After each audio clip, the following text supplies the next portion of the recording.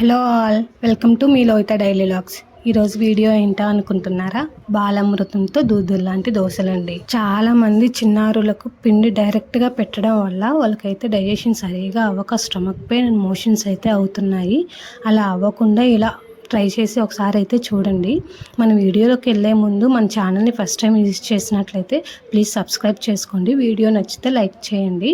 మన దోశలు తయారు చేసుకోవడానికి 2 కప్స్ బాలామృతం పిండి, 1 కప్పు గోధుమ పిండి, కొంచెం సాల్ట్. ఎందుకు అంటే దాంట్లో తీపి ఉంటుంది కదా, దాన్ని బ్యాలెన్స్ చేయడానికి కొంచెం సాల్ట్ వేసుకుంటే మంచిది. పిండి అయితే కొంచెం బరకగా ఉంటుంది కదా, దోశలు పోయడానికి అయితే రాదు. ఒకసారి మిక్సీ పట్టుకొని ఇలా దోశ ప్యాటర్న్లో అయితే కలుపుకోండి చాలు.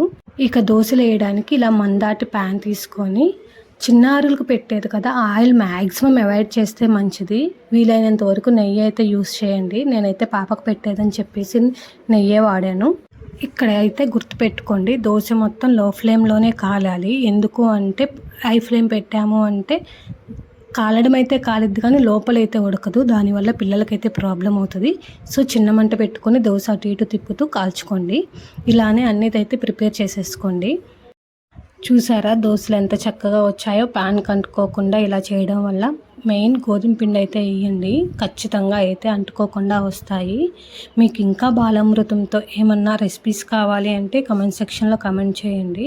ఈ వీడియో మీకు నచ్చినట్లయితే ప్లీజ్ లైక్ చేయండి.